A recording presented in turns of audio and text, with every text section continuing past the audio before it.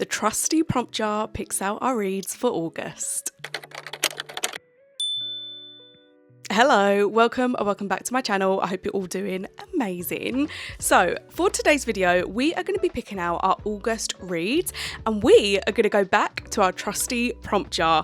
I don't think I've used the prompt jar in a couple of months, so I'm excited to get back to it, but there's going to be a slight difference in my TBRs going forward. I mean, it's not that dramatic. Rather than picking 5 books for my TBR, I don't know why, but I'm going to be picking out 6. But the 6th and final book is going to be a little bit different because I have a wheel spinner, and on that spinner is all the books that I have purchased via subscriptions. So I actively purchase 2 subscriptions. One of them is Wordy and Wild, which is mainly kind of like a book merch subscription, so you do get a book along with it. It's normally just a bog standard like paperback, not a special edition, but the merch you get in that subscription is insane, and it's one person, I believe her name is Alice, creating all of the items and then getting a manufacturer to do it. It's just brilliant. The second book subscription that I currently have is Fairy Loot. I think I was on the wait list for about a year, and when I was on holiday I finally got that email to say you're in, and I purchased that immediately. And I have the Romantasy and the adult box, so essentially I'm getting 2 new books a month from Fairy Loot, and I don't want to be behind on those books. I know for a fact that I would never choose them to read straight away because that's just not in my personality. I just prefer to read the older books on my TBR rather than going into new releases. I don't know why. I want to change that, especially now that I'm doing content on YouTube and TikTok. I need to read the new releases, but I just want to give some love to the oldies on my TBR. Got a little wheel spinner. I've added all of the books and I will continue to add all the books to that wheel spin. So at least we're reading one of the book subscriptions a month. I think that's a good way for me to do it. And actually, for my 30th birthday, my sister bought me a box subscription of Happily Ever After book box, and I still have 2 books that I have not read. So I'm going to add those ones to the will as well, because technically that is a book subscription. So yeah, that's my extra book. So now that I've got that out of the way, shall we crack on and pick off 5 prompts from the prompt jar? Prompt number 1. This jar is pretty filled, so I can't really go down to the bottom, but I think I want this one. So let's open it up. Is that the right way? An author you've read before. Okay, we can have quite a few options for this one. Do you know what I'm gonna do? I'm gonna be sensible. I'm gonna be sensible because one of my goals was to finish off 3 series. One of them was ACOTAR, another one was the Good Girl's Guide to Murder series, and the other one is Caraval. So I think to be very sensible and tick off one of my goals, I am going to pick up As Good as Dead by Holly Jackson. This is the 3rd, I don't want to say final, because I think there is also Killjoy, but I don't know if I need to read that because I haven't heard the best reviews. It's super tiny. So if anyone has read this series, let me know if it's worthwhile picking Killjoy up. Otherwise, I think I'm going to say that this is kind of the final book in the series for me. But this is the Good Girl's Guide to Murder series. It is like a YA mystery thriller. I have actually really enjoyed it. I enjoyed the first one more than the second one, but I've also heard that this is kind of the best one in the series. So I'm excited to wrap it up. I am a little bit apprehensive because Pip is annoying, the female main character in the series. I find sometimes she is quite annoying, and I found the second one, and I mean, I don't want to say unrealistic because it is YA and you need to kind of suspend your belief a little bit, but that's all I can think of. It was a bit unrealistic, and I kind of knew where the story was going, and yeah. So I just hope I have higher hopes for this one than what I did the second one. But so far, overall, I would recommend the series. This will be kind of the final puzzle piece as to whether I can hone down on that opinion. So first one on the TBR is As Good as Dead by Holly Jackson, and I just feel quite proud that I can potentially finish off the series and hit 1/3 of my goal for this year. I mean, I need to get a move on really, because I have 2 books in the Caraval series to read and 2 books in the ACOTAR series, and we've only got 5 months left of the year. So actually, I really need to get a wriggle on. Go second prompt. I'm actually just going to take this top one. What have we got? A book with flowers on the cover. Okay, I'm assuming romance for this one. Potentially fantasy, actually. Do I fancy fantasy? I mean, I am reading the Spark of the Everflame series. I'm not going to put that on my TBR just because I'm doing that as a buddy read with someone. So do I then want to go into a new fantasy? Because I'll be reading Heat of the Everflame, which is a third book in the series. I mean, not that you really care. Although you might care because that's an additional one going on my TBR this month. Which means I need to read 7 books in the month of August. It's not going to happen, is it? Anyway, let's have a look for books with flowers on the cover. One option could be Flawless by Elsie Silver. It's just got one big flower. Also, I hate these covers. I hate these covers. I'm so sorry. I actually hate the UK version and the US version. There is some nice special edition covers, but these just don't do it for me. But I do think I'm going to skip on this one because I read Elsie Silver last month or June. I am technically filming this in July, so last month is correct, but I just don't know if I want to start another Elsie Silver series. I think I need a little break. So I'm going to put this one back. Sorry if the camera has shifted a little bit. I had to replace the battery. But another option is Before I Let Go by Kennedy Ryan. I really do want to start my Kennedy Ryan journey. So this could be a really good option. I'm actually stuck between this and one more book, and that is The Dead Romantics by Ashley Poston. I could even put The Sunday Garden by Ashley Poston in this kind of category, but I think I'd rather read an older book of Ashley Poston rather than The Sunday Garden, just because I just like to read the backlogs before reading brand new stuff. What should I pick? This is a new author and this is an author I've read before. I actually think I'm leaning towards The Dead Romantics. So I think I'm going to pick The Dead Romantics by Ashley Poston as pick 2. That was tough. That was actually quite a toughie. And I just hope I love this because I'm falling in love with Ashley Poston's writing from Sounds Like Love. And actually Sounds Like Love has been her kind of worst book that she's released so far, like as per ratings. Not that it is actually a bad book, but like compared to other books, it's like kind of down the bottom of the rankings where, yeah, I know her other books rank so much higher. So I'm really excited to start this one. So pick number 3, I'm going to try and dig deep. What's this one? This feels like quite a big... Okay, shortest book on TBR. I'm really happy with that. Considering I just said that I have to read 7 books in the month of August, done me quite kind. Thank you, TBR jar. So for this one, I'm just going to save us some time and I'm actually just going to go straight onto my Goodreads. So we are going to go onto our physical TBR. We are going to change it to date added to number of pages. And then, oh, it's right there. So the shortest book that I have is A Lesson in Dying by Anne Cleeves. Now, I think my husband bought this one for me, I want to say last year. And yeah, I haven't heard it before. It is a series, as you can see, the Inspector Ramsey series. 3.53 stars, but you know, I'm not going to judge that because, you know, one man's trash is another man's treasure. So let me go get A Lesson in Dying. Here it is, Anne Cleeves, A Lesson in Dying.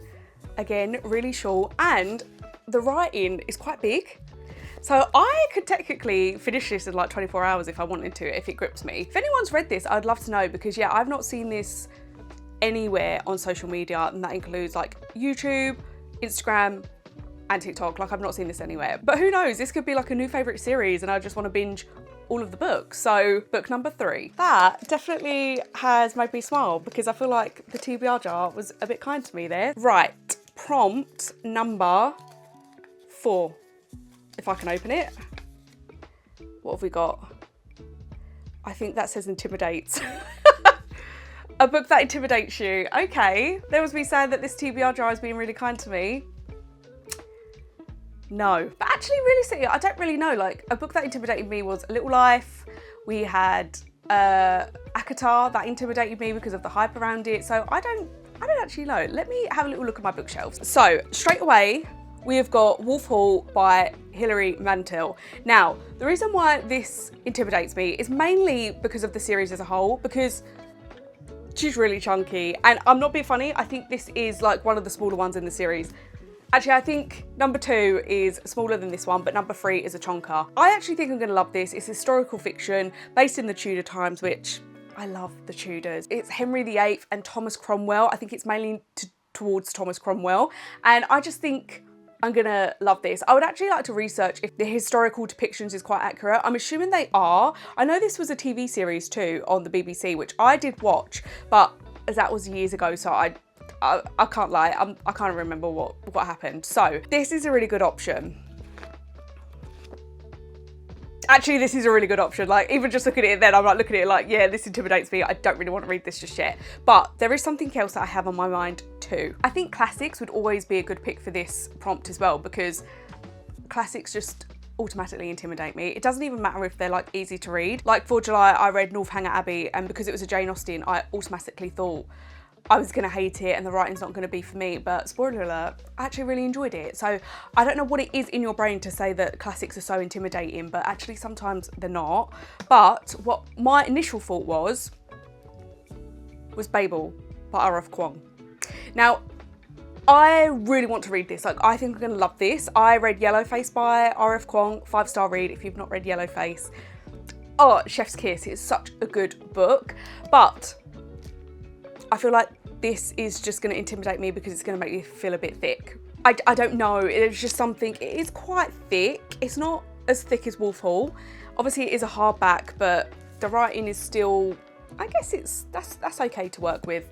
But I just think this, I'm going to be reading it and I'm just not going to be able to understand the words on the page. At the same time, I really do want to read this. I also want to read Catabasis, and it's kind of well known that you should read Babel before you read Catabasis. I don't know if they're in the same world, but somehow I do think they're subtly connected, and I really want to read Catabasis. 4th pick is going to be Babel by R.F. Kuang. Wish me luck. Final pick from the prompt jar. Oh, I'm going to try and go for this one because it's trying to sneak underneath my thumb. Oh, maybe because there was 2. 3. So what is it going to be? I just love these prompt jar TBR videos. It's so fun, you just don't know what you're gonna get. A book with a title that's 5 words or more. Okay, we could be really, really sensible and we could carry on the ACOTAR series, because that is, oh, my ACOTAR series is out of sync. Oh my God, that must have been out of sync since I've changed my bookshelf. So anyone watching these videos would have seen these out of sync. I know, I promise you that's not a rage bait, that's me, that's a genuine error. So the next book I have is A Court of Frost and Starlight, that's 6. It's quite tiny.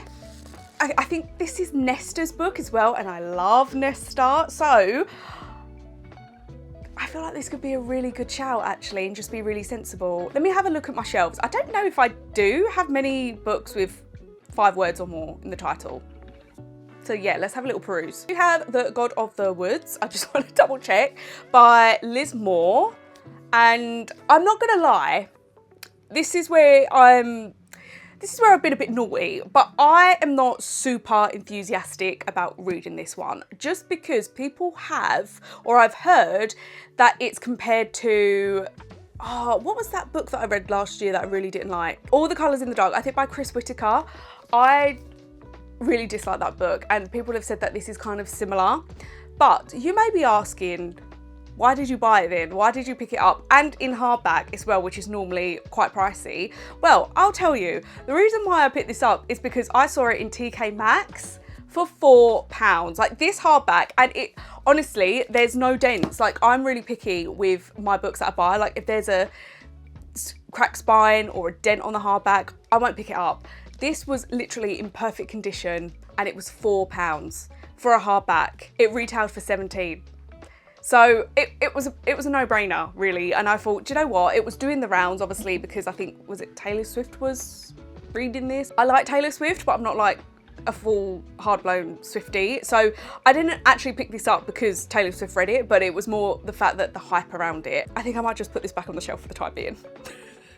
That was really a long segment for a book I'm not going to read, so I'm sorry. I actually have quite a lot as well. I didn't realise. We've got The 100 Years of Lenny and Margot. I am really looking forward to this. This is actually kind of a 5-star prediction, But I think because even though it's not a new book, I've recently picked it up, so I feel like it has time to sit on my shelf a little bit more. And then I think this is actually a non-fiction, and it's Everything I Know About Love by Dolly Alderton. Like, I do want to read this, but I just don't know if I want to read it now. I don't know if I'm feeling it. I mean, I could read it. I think in the back of my head, I'm like, should I be sensible and just finish off my series? Which technically I should. And ACOTAR 6 and 7 is coming out, although I need to read the whole of the Sarah J Maas verse. But I do want to tick off that goal of finishing those series. I did also, I've seen here, I had The Serpent of the Wings of Night by Chrissa Broadbent, and I'm like, I could start that journey. Which I really do. Like, I've heard amazing things. Again, that is a 5-star prediction.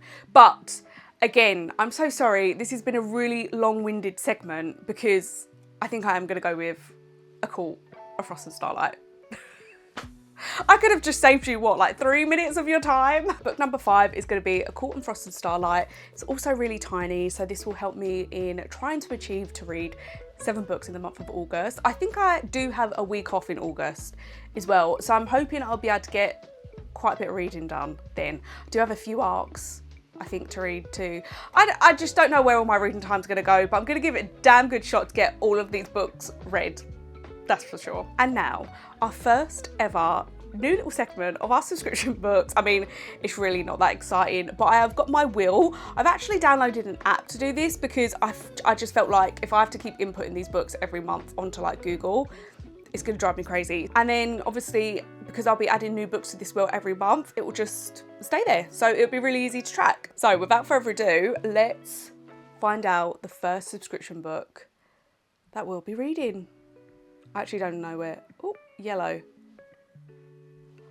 Oh my God. Okay, I've literally just got this from my Wordy and Wild box. And actually, I'm so happy because I've heard the most amazing glowing reviews, like 5-star reviews. Let me go get it. So we have In Stormy Weather by Chelsea Curto. I've only heard amazing reviews, like even like a lot of fantasy girls that I follow on TikTok and whatnot, and they are literally saying that this is like one of their most favourite romances that they have read in a long time. I also think it's like perfect timing because obviously we're kind of finishing up summer and going into autumn, and while over here we don't really get storms, touch wood, like we just don't in the UK as badly as what America does and other parts of the world, but it is kind of stormy season. So I just think this is going to be perfect. I think we've also got a little bit of mixed media in there, so I think this is going to be a really fun read, and yeah, just perfect for this month. And genuinely, it actually feels quite wrong to be reading a book that I've literally, like, this is the newest book on my TBR, like the newest book that was added to my TBR is this, and it feels wrong to read.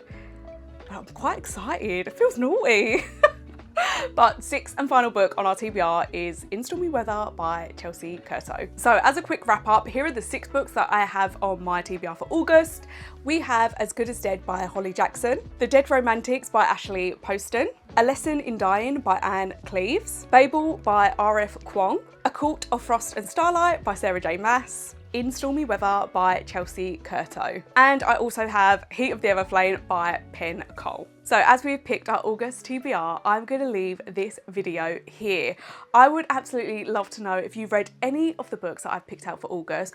What did you think of them? Are they worth reading? Is there going to be one that I absolutely hate and can't get on board with?